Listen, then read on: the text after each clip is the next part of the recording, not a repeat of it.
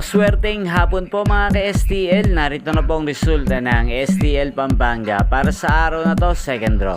February 16, 2025, araw ng linggo.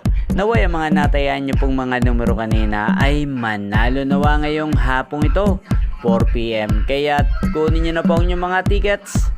Narito na po ang resulta. Ang mga numerong nanalo sa STL Pampanga ngayong hapong ito, February 16, 2025, 4 PM, second draw result 1 at 16 in exact order. Sa lahat po ng tumaya kanina sa STL Pampanga para second draw ng 1 at 16, congrats po sa inyo, panalo po kayo. At ngayong hapong ito sa STL Pampanga, atin pong i-shoutout si Ate Diday ng Pampanga.